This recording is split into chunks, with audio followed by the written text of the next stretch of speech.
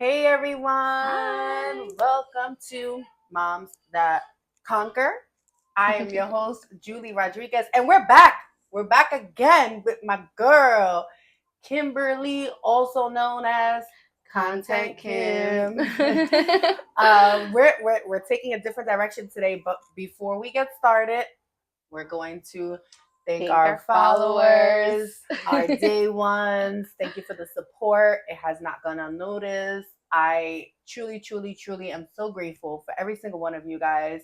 Man, the views on my video are just like up. It's amazing. And you guys are just so dope. Like, I love you. Keep sharing our videos though, Yep. so we can get more followers, more feedback, more ideas, right? Because this is an open platform, like I always say. And I think that when I get feedback from other individuals, it's so easy for me to come up with different perspectives and topics on what we're going to discuss next, right? Yep. So we getting started, right? We're going to get busy here. So the last time we chatted with Kimberly, we talked about entrepreneurship. I always struggle with that word. And when we had our last segment, she was pregnant. And today she's not. Yay! What a relief. What a relief. So that means she had her baby. So our topic of discussion is the new challenges of motherhood, right? Challenges, because that's what it is. And postpartum. Oh my Super God. important for moms to discuss. I'm gonna cry. It's okay. We could cry. We'll cry. How do you feel? Like, how do you feel? Shit, I'm gonna cry. The okay. first second. It's okay to cry. We're gonna cry. I feel overwhelmed. I know. I feel very overwhelmed. It's so hard. It's so hard. It's very hard because I have a toddler, and I have this new baby, and it's like in the beginning it was, and he's only like 3 weeks now, but in the beginning it was harder because nobody really talks about the neglect that you feel for your firstborn and then coming home with a new one. Like, you've literally dedicated all your time and love and efforts and hugs and everything to this one child that's known this for like a year and a half, and then you come and it's like, this is a newborn. Like, I have to hold him, I have to feed him, I have to pump. You can't hit him, you can't come on me all the time because I'm holding my baby, not my baby, but I'm holding the baby. Or just little things like sharing bobos, like how come he gets his bobo and I don't get a bobo because we were weaning her off the bobo. Or sharing milk, or sharing bottles, or it's very overwhelming. I'm grateful that I have an amazing partner that helps me. And I hate using the word help, that does his part as a father. You know what I mean? Like, I'm very grateful to have a partner who is an amazing father, and we literally do things 50-50. Like, it never feels like it's 90-10, 80-20 and whatnot. But being a mom is much harder because it's like, I literally carried this kid for like 10 months. So I'm exhausted from that. I'm exhausted from that. I literally pushed this kid out. So I'm exhausted from that. I'm still internally healing. So I'm exhausted from that. But I still have to be a wife, a mom to two, a person, myself. Like, it's very overwhelming, to say the least. Yeah. Would you say that the emotions are really coming because of an overwhelming feeling, or just so much mixed emotions all in one? I definitely feel like it can be hormones. I mean, for me, I just feel like I don't know, like, I feel like I take challenges on very well, but this is different. This is on a whole nother level, This baby. is not like a challenge that like, it's just like, oh yeah, I'll just, I'll just do this and do that because I just got to do it. This is, I feel like it is of overwhelming emotions. I feel like it's a mix of hormones. I feel like it's a fear coming true because like I worried about it during my entire pregnancy, of like the guilt of neglect. And then now just kind of going through all the motions while doing it is like, bro, it's a lot of work. It's a lot. I always say, and I'm probably 98% sure that you probably agree with me, when you get prepared to become a mother, and you hear feedback from other mothers or other parents or fathers, it seems like everything's golden. Yeah. Right? And no one's really realistic in regards to how difficult it is when you first become a mom, right? A mom of multiples, how much your body has gone changed, and the hormones you have to deal with, the postpartum that you have to deal with, because you're carrying and you're creating a child, a human inside of your body. I mean, us women, we're amazing, like hands down, like phenomenal. The way God built us, like the way our bodies work, is crazy. But this shit is hard. It's so hard. No joke. It really is. I don't even know another way to explain how difficult it is to deal with the emotions you face when you have children. Yeah, and I feel like nowadays it's very open of like PPD, like postpartum depression. Yeah. Like I feel like a lot of people are like very open with going through that, but I don't feel like people are very honest and realistic about how hard it is. About how hard it is, but also other things that factor in, because it's not just PPD that like we go through, like, and it's not something that you can truly blame it on PPD. Like, oh, if I'm feeling like this, it must be postpartum depression. Like there are some things that you can feel that you're not necessarily going through the motions of like a deep depression. Yeah.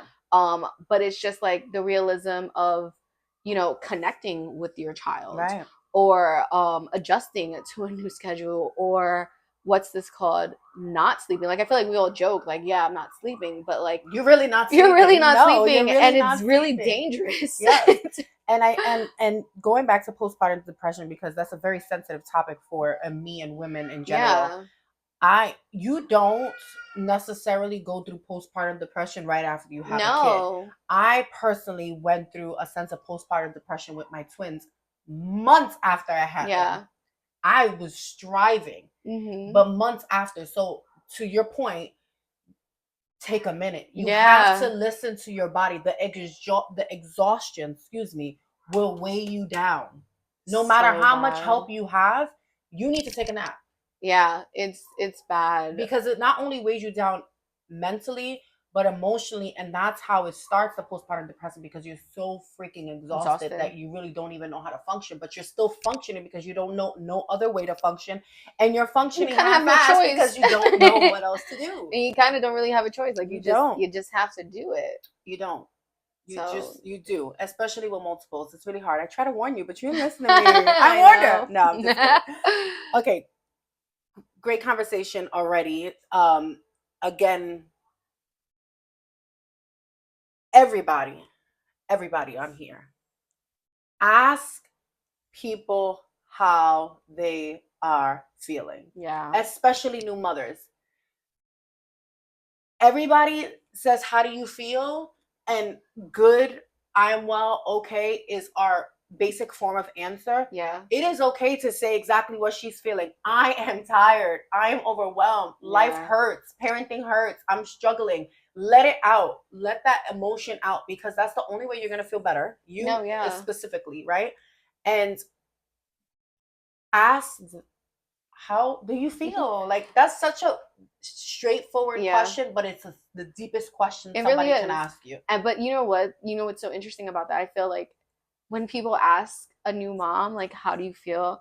I feel like it's like the New York high. Yeah. Like, you know, like when you're walking and you're like, oh, hey, how are you? You don't really care for like the person's answer. Like, that's just how you say hi. Like, you walk in the street and you're like, hey, how are you? Like, you're not there like to listen. You just keep walking. And it's just like, I feel like people do that because it's just like, oh yeah, you're a new mom. Hey, how are you? Oh, I'm effing exhausted. And then it's like, okay, it'll get better. Like, no, thanks. Not right now. I don't like when I ask people, me personally, I always try to ask new moms, how do they feel? Like, I do that with all of my friends when they have new babies. And it comes from my experience, right? A mother of 4 kids. Yeah. So I personally am I'm fine, I'm okay, but I'm melting. I could be melting. So, to your point, you just answer that, you ask that question, but you also answer it in like the New York way, with no truth to it. Which is funny though, because for me, I'm like, no, I'm like, my cousin texted me and we barely texted. She's like, how are you? And I was like, I just went on a whole rant, and I was like, I'm so exhausted, I'm so this, I'm so that, I'm so this, I'm so that, I'm so this, because it's just like, bro, like I'm really going through it. Yeah. But what sucks about it is just like, yeah, you've asked me, but it didn't really help me. Right. I'm still kind of going through this. And that's going to take time, right? It's going to Yeah. take time. And for every mother that's out there, or father, Yeah, because fathers go through it too, PPD, yeah. that you feel what Kimberly's feeling, it gets better. I promise. It may not get. I saw it was my first, right. Right it may not get better. It's different when you have multiple. Yeah. It may not get better at the moment you want it to. It may not get better right now, but I always think about it like this, and I know it's so cliche, but when you go back to think about the things that you have dealt with in your life that seem so hard, and you told yourself you're never going to get out of it. Yep. But you got out of it. And they seem so minuscule now, and it's just like, wow. Wow. Yeah. Wow. That was just like a moment in time. Exactly. Yeah. So every struggle is a moment in time, and every hardship is a moment in time. Mm-hmm. It's a lesson. For sure. And it's going to teach you patience and growth. And birth control. And birth control. Hashtag birth control. Birth control. Listen, I haven't even asked you a question yet, aside from how do you feel. But let's get down to the nitty gritty, right? So now that you're a mom of two, right? You have a boy, you have a little girl. More tears may come. But what challenges have you been facing that you did not expect? Because back to what you were saying, everybody talks and we're like, hey, you plan for this expectation of motherhood for 9 months, and then when it hits, it's like, nah, this is not what I expected. My joking answer is being pissed on. Mm-hmm. I am consistently pissed on. Boy mom? All day, every day. I was pissed on twice today, 5:30 in the morning, and I literally broke down crying. So that was something. And like, it's okay, like, to be pissed on, but like when you're exhausted, it's really not. Whoa, but that's another conversation if we ever want to get there. And it's like, bro, like, I just changed your diaper. You're going to do this to me again. Yeah. So that's my joking answer. But in the sense of like being a mom, honestly, just sharing time. Mm-hmm. Like, there are moments where I'm holding him because he won't go to sleep, and then like I'll have Selena, who's like watching me from the side eye. Like, I could see her watching me, like she's like playing with her toy, but she's like mm-hmm. watching me, and I feel so horrible because I know that she wants that connection with me as mm-hmm. well. So then like I'll try my hardest to like hurry up to put him down so that I can pick her up, but then by the time that I pick her up, she doesn't want to be picked up. And then he starts crying, and I'm like, okay, like, it's like that, just to, like, bring it back to something, there's, like, this Friends episode, and Phoebe's just, like, going back and forth, and it's like, what do I do? What do I do to ensure that I'm doing something correctly, where I'm not neglecting my newborn, who clearly has absolutely no choice but to use me as his life support, and not emotionally neglect my child, who is watching me and being like, damn, like, so that's tough. We've been trying to take her to the park. Like, we probably take her to the park like every 2 or 3 days, just so she cannot be bored in the house, since we're in the house, and try to play with her. And then sometimes, or even like when we're on the couch, like she'll like grab my hand while I'm holding the baby, and I feel bad because it's like, I want to put him down so I can spend time with you and jump on your piano, but like I can't. Hard. It's hard. So before this all came about, right? I can say or make an assumption that your expectation was you were gonna have good time management with how to balance out mothering. I knew it was gonna be hard, and I didn't know it was going to be like in the real moment hard of being pulled, being looked at, being like, please pay attention to me. Yeah, and I can't. Right, and I want to talk to our audience really quick, because for anyone that's dealing with this same situation, I think you have to take a moment and sit back, right? And the first thing you have to do is realize that as you're changing, so are your children, your current children, before your new children. Yeah. And they're so used to you being a certain way with them So they have to adapt to the change as well, and a new time management, and a new baby, and crying and being pissed on, and all that kind of stuff. So take a moment, right? Yeah. Although your expectations are not becoming realizations right now, that's okay, right? Because you really just have to think about the transition that you're facing with yourself along with your kid, right? Literally. And please, guys, any challenges that you have been facing that you did not expect, feel free to share, right? Or are you experiencing the same thing that Kimberly? We're waving the help flag. Help flag, please share, Okay. share your feedback. You've mentioned this multiple times to me offline, and you also just mentioned it now. The sense of feeling guilty. Yeah. And I've mentioned this in previous segments. I hate to say you feel guilty about something, but we're going to transition that into a sense of neglection towards your pregnancy in the end, and baby Selena. So do you feel that you're building some type of coping mechanism to help with yourself with that, or you're still really just saying like, I'm neglecting my child? I feel like I'm just going through the motions. Yeah. I don't feel like there's any way to cope with it other than wait till the kid is a little bit older and be able to spend that time with her. Like I don't know, like I know that I shouldn't feel guilty. Yes. Because this is the way of life. Right. But I do, because moms are just so guilty. Mom guilt is just real. And mom guilt is so real. And although I know that this is life, my daughter doesn't know that this is life.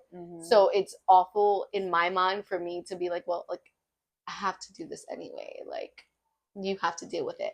Yeah. It makes me, because like she doesn't know that, you know? So I don't feel like the guilt is gonna go away until I see them physically being able to play with each other, and then being grateful that I have. Oh, you got a long way to go. If you think about it like that. You think about it like that. So, but we're not gonna think about it like that, right? Because we're gonna give you some tips and advice, right? Speaking of a mom, not only 4. I think the hardest role of me being a mom was having 2 at the same time. Yeah. Right. If you talk about this being hard, that's on a whole nother level of hard. But I don't like to compare it because mothers are different, right? Yeah.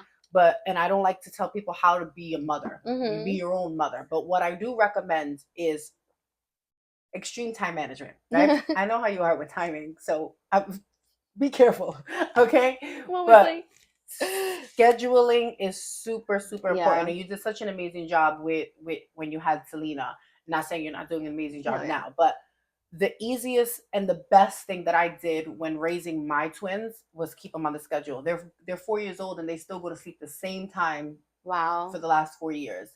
And when I fed one, I fed the other. When I changed one, I changed the other. When I played with the other one, I played with the other one. So it's like you keep them both on the same schedule. So there's no sense of neglection for this baby or that baby because you're doing the same thing together. And that's my best practice, and that's my tip for everyone that's dealing with a situation like Kimberly, or even right now has twins or more than one kid. It's build yourself a schedule and follow it. Yeah. Don't just build it and look at it. When you build it and follow it, it gets, I'm not gonna say it's the best thing, but it helps, and it certainly gets easier. For sure. Like Selena's on a great schedule, thankfully. Yeah. She takes her nap at the same time every day. She goes to bed at the same time every day. She wakes up at the same time every day. So like she's good. And then like for toddlers, obviously it's like you really only get those 2 sleep times because like they're on a rampage. But for Gio, I definitely am waiting for him to be like a month so I can put him on the same sleep training schedule that I did with Selena. Because granted, it was crazy to everyone who was not watching my child, but by like 2 months, she was sleeping through the night. That's amazing. You know what I mean? And so it was just like, it works for us, you know? If you do that, when you do that, because he's fairly new, really new. We're going to go back to this conversation because I promise you, and I don't make promises unless I can keep it. For those that know me on a personal level, it's going to get easier. Yeah. And that sense of neglection is kind of just going to fade away. Because you're going to build yourself into your schedule along with your kids. Yeah. You're going to prioritize your children, but you're going to prioritize yourself. Prioritize yourself. That's extremely important. You are important. So are your children. Yeah. But you are important. Your children will not be able to function or move forward with life or grow to be the individuals that they are if you do not prioritize yourself and your mental. I agree. Prioritize yourself. Okay? Next question. You feeling hot? You feeling good? Feeling good. Okay. What advice for moms? What advice do you have for moms that are soon to have 2 under 2? Aside from the being real, don't do it. Aside from don't do it, and the realistic expectations that we've been discussing. Let's give them a little. I love the rawness, right? Yeah. Because a little, we're gonna revert a little bit, but when you come on this platform, guys, be very real. I want vulnerability because I want us to connect with our audience. I want you guys to connect with me, and I want you to connect with my guests. So if you feel like we're the sunshine on a cloudy day, it may not always be there. So we need to give you some type of realness so that when you're watching this, you're like, damn, I just went through that yesterday. Right? So that's why we're giving it to you, right? So even though I just asked her for advice, her advice can be a little rough, and we're okay with that. So right? Sorry, guys. It could be hashtag don't do it. It's cool. That's your honesty. Literally, it's so funny that you say that because my sister has a soon-to-be 5-year-old, and she's been considering on having another baby, and I'm like, don't do it. Just don't do it. Like you have a routine, you have a schedule, you sleep. Right. Don't do it. You love sleep. But advice that I would give, it's so funny. Like it's so much easier to give people advice than for you to do it yourself. Absolutely. Because immediately I'm coming. Easier said than done. Yeah, I'm coming to my mind, and it's just like, give yourself grace. And it's like, I'm not even giving myself grace. I'm over here like, what am I doing? I know. Right? But I truly wish that I could give myself grace. You know what I mean? And it's hard to say give yourself grace because I'm reading this book about personalities, and my personality is I need to be on point all the time. So me not being able to have this on point is like driving me crazy because it's not in my personality to not have structure. You know what I mean? So for me, I wish I can give myself a little bit more grace because like, I literally just had a kid 2 weeks ago. Right. You know what I mean? And like, that's something that I would say to somebody, like, you just had a kid 2 weeks ago, like, chill. I know. It's okay. It's always to be crazy, to be going crazy right now because it's gonna get better. It's an adjustment. It's this, it's that. But as you're going through the motions, it's like, oh my God, like this is so tough.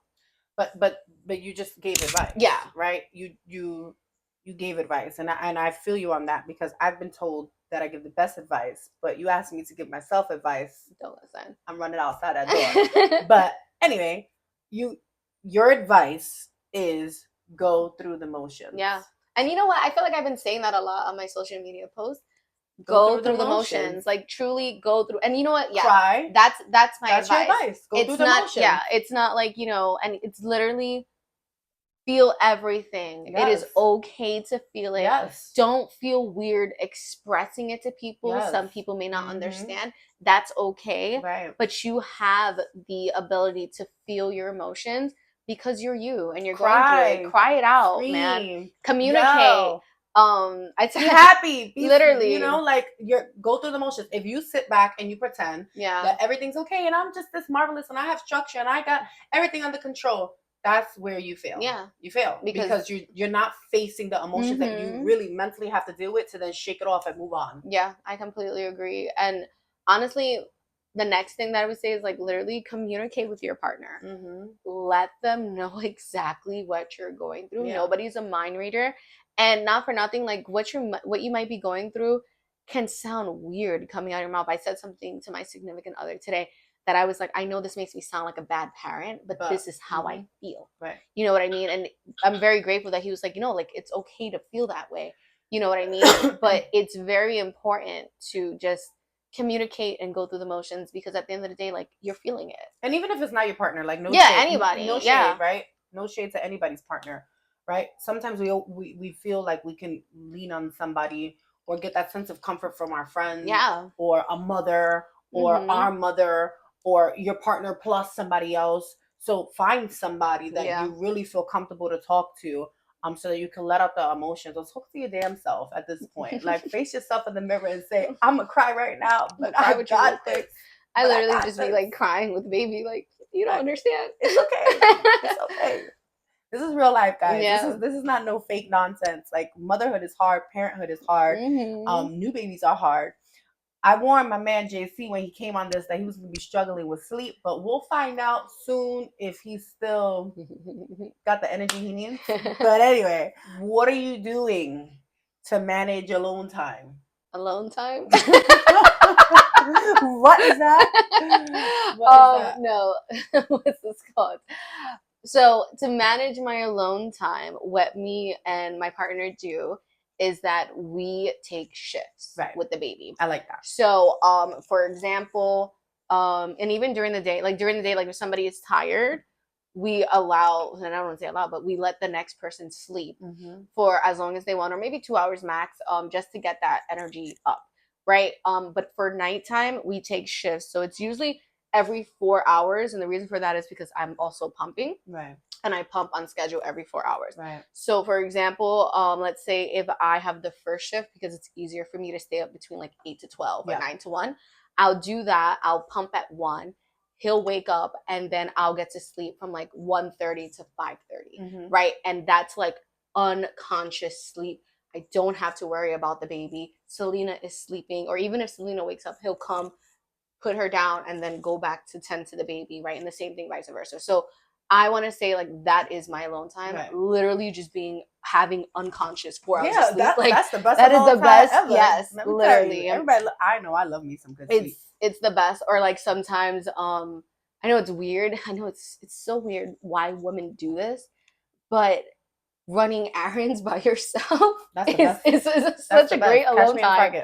You know what I mean? Like literally, like, oh man, we need cheese, we need milk. I'll go to BJ's. Like, you know what I mean? And just having that alone time where you're in the car, the music is blasting. It is a sense of peace. So it's like, it's weird that like we schedule that as our alone time, because it's still doing work. I think it all has to come like that specific alone time. Yeah.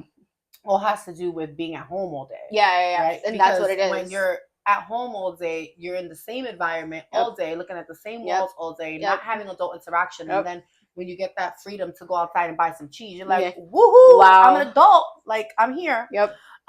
So what are you moms and dads doing to manage your alone time for those that have new children or even not new children, and that are still struggling with parenthood in general? What have you found to help with managing alone time?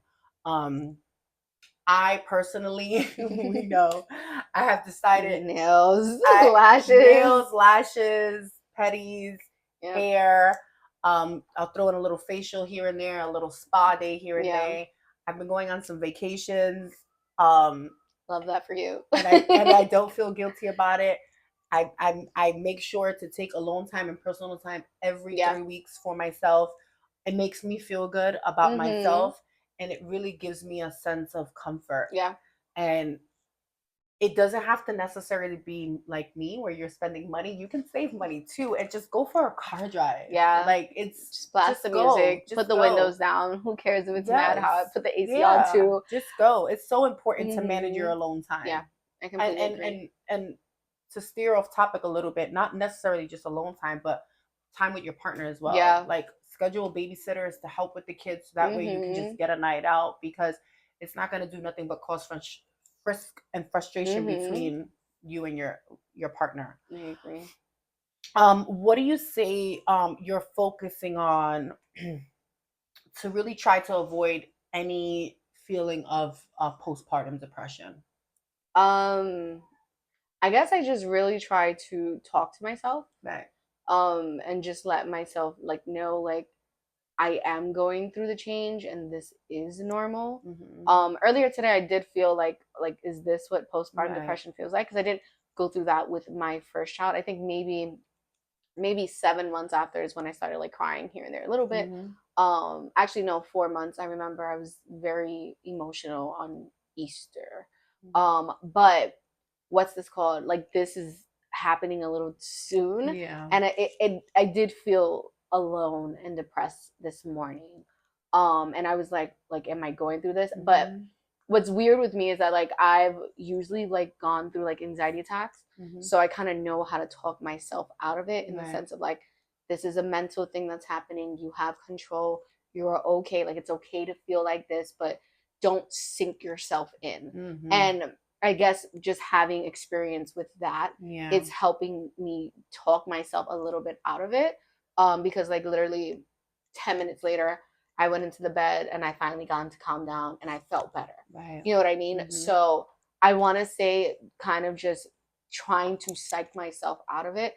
But then again, it's not normal. You know, it shouldn't be normal for me to psych myself out of it because this is a normal thing that's happening. Absolutely. And, you know, like for me, because I've just dealt with that mental capacity, I kind of am trying to use the same technique to help myself. Is it going to work? I have absolutely no idea. Did it help me this morning? Yes. You got to keep trying. Yeah. Right. And this is going to go right back to what we were saying, right? Deal with the emotions. Yeah. And really do talk to yourself. Yeah. You're not crazy, right? You talk to yourself.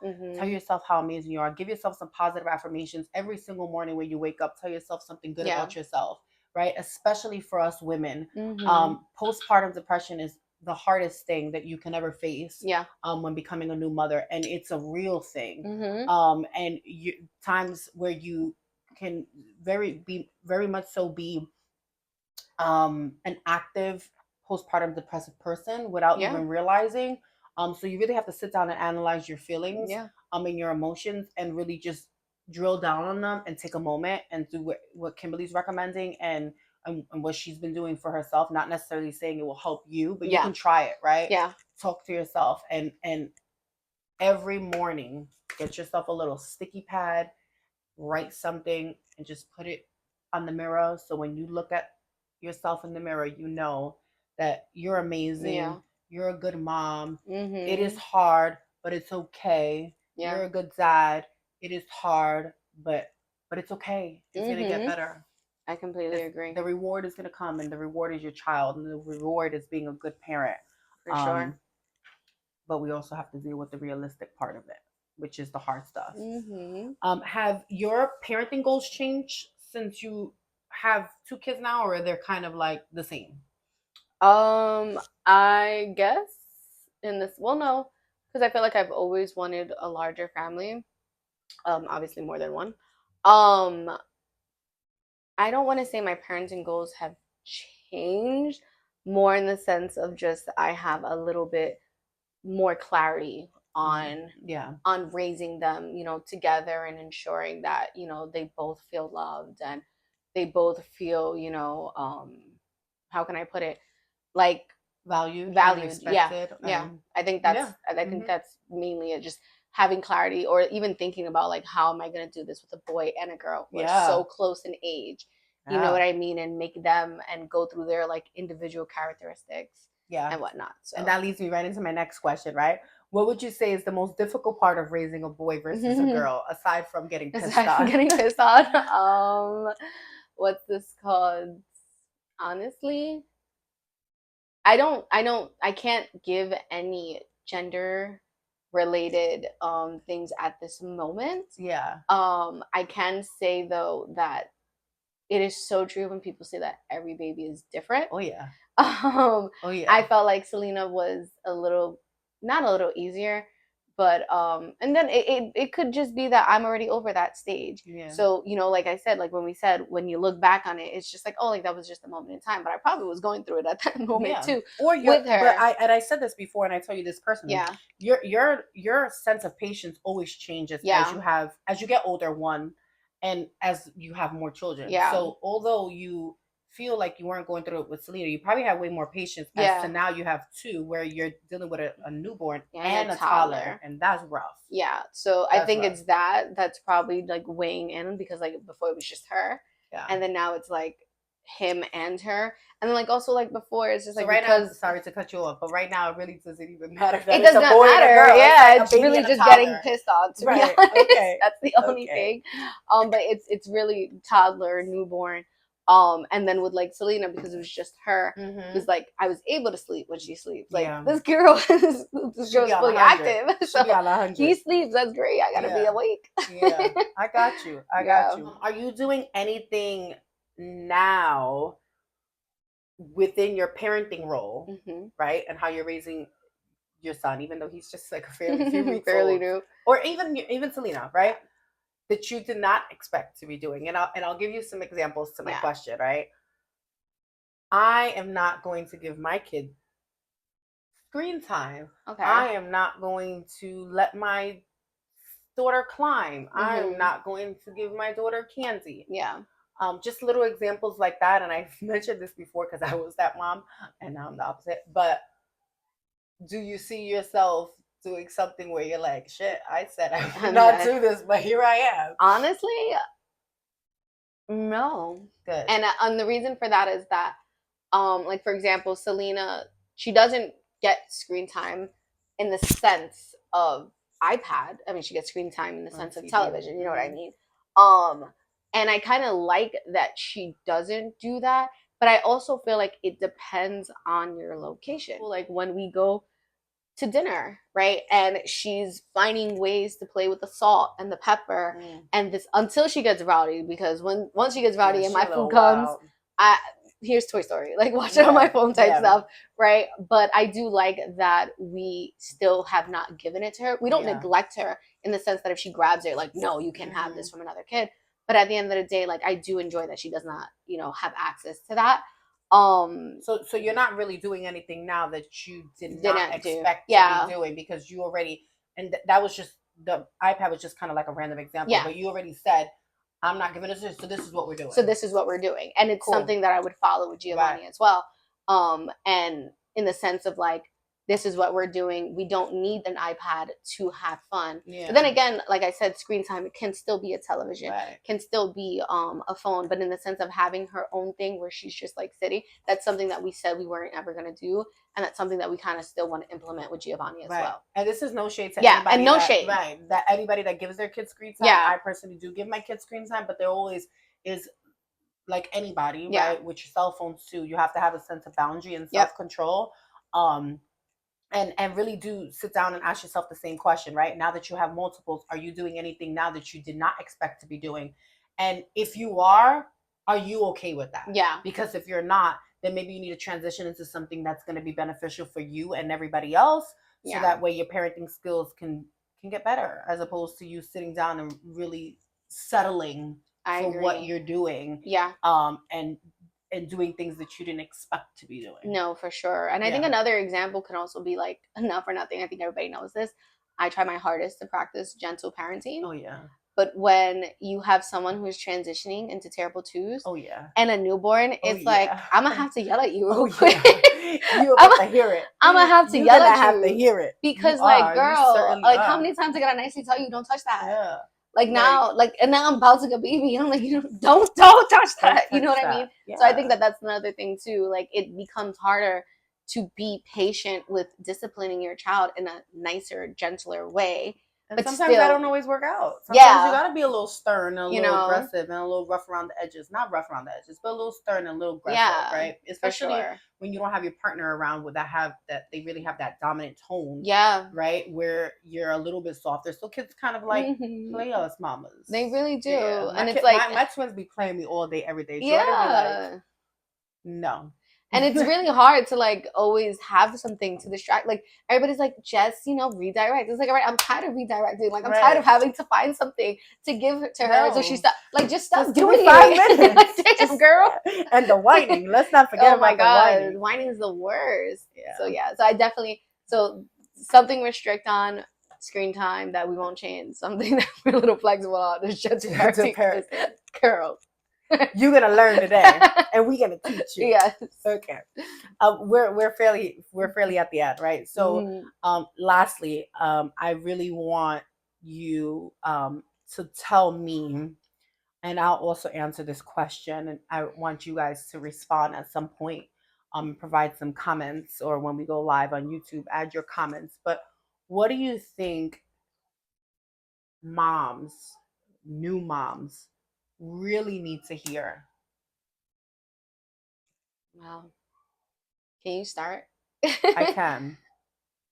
What I personally think moms really need to hear is not, it's going to be okay. Oh, yeah. I love What that. I personally would like to hear is, this shit is hard, but you got this. I felt that. And it is okay, Mm-hmm. but it's also okay for you to feel the emotions and struggle a little bit with your emotions until you figure out how to manage your emotions. Yeah. Right?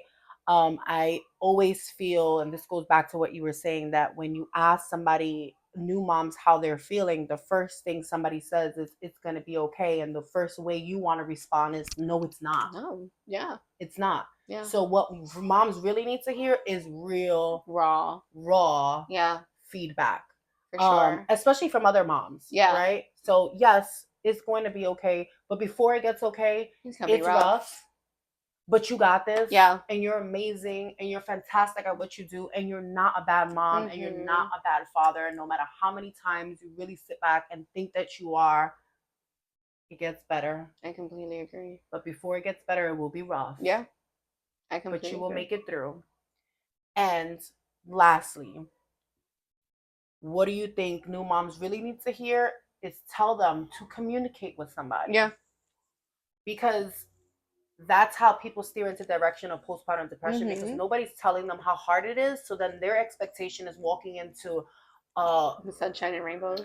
Sunshine and rainbows, or a garden full of roses. Yeah. When that may not be the case for everyone. So when you're realistic and when you're honest about who, and don't get me wrong, there are moms that have a life full of roses, and if you're out there, holla at me. But and they have nannies. Yeah, they have nannies, right? But I think just being realistic about, girl, she mad. I think being realistic is what moms really need to hear, not the fake. Yeah, not the fake. I agree with that. And my second to that is, maybe I want to answer like what moms don't want to hear. And yeah, go ahead, go for what moms don't want to hear is every little bad thing that can happen to your child. I cannot stand when people send me awful reels or people tell me like literally negative things that can impact my child's life. Yeah. And even in the sense, like if it's like something that's supposed to be helpful, it doesn't feel that way. It feels like more of like negativity being placed into my life. I cannot stand that. I cannot stand when, what's this called? I cannot stand when, and I feel like all moms go through this, but when we are transitioning into motherhood, even if it's your first child, if it's your second child or whatnot, and people want to come over because it's a new baby, but they just want to come over for like the 5 minutes of like, oh my God, like it's if it's a party or something like that. And it's like, I'm going through the motions. If you want to come over, like offer to clean my house. Keep clean my house, please. Keep coming. You know what I mean? The support is needed. Yeah. That support is needed for Cook moms. me a meal. It gets lonely out here. Come here so I can take a nap. Yeah. You know what I mean? Like actually genuinely come to help versus like coming because, oh my God, it's a brand new baby. So he's so cute. Right. I'm not going to see you for another 5 months. This was cool. Like, I'm not in the mood for interaction. I'm in the mood for sleep, food, clean, cleanliness. So I think that that's something that moms don't want to hear in the sense of like coming. But like, if you want to come, like, I want to hear that you're going to help me. Right. You know what I mean? Like, I think that that's super important. It truly does take a community. And having a child is not the next hurrah. It really is the fact that like I'm going through so much right now, mentally, physically, emotionally. Like, help me, please. Yeah, we're waving the flag, people. Yeah, it is. That's so good, so good. Give it to me, give me all the energy for sure. That was dope. That was raw and real and honest. Because it gets lonely out here, right? No matter how much people you have, sometimes you feel like you got nobody. You can have 20 people sitting in the room and still feel like you're drowning and be by yourself, and you're not, right? But nobody's gonna know unless you tell them. So communicate. And going back to what we say, and we're gonna keep saying it a million times, talk to yourself. Positive affirmations. You guys are amazing. Like, you're amazing. I'm so proud of you. It is hard. I warned you. At least I'm honest. But it's okay. She did warn me. I got your back, right? If anybody knows, I'm the most realistic person as it is, as they come. And I'm gonna be real raw with you and everybody else.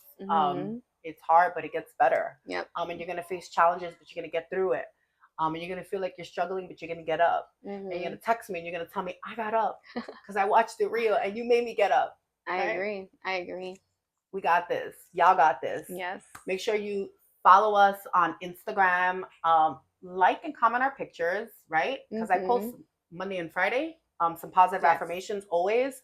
And we post every Wednesday. So subscribe to our YouTube channel. You can comment the YouTube video. And if you agree or disagree, right? Because let us know. It's a two-way street. Let us know. Yeah. Comment on the video when we post on Wednesday, or comment on the YouTube preview channel. Yeah. And I can't thank you enough. And I'll sit and thank you. Bow down, whatever I need to do to give you props. Thank you for your vulnerability, your emotions. It's really hard to always come and discuss things, especially things like this.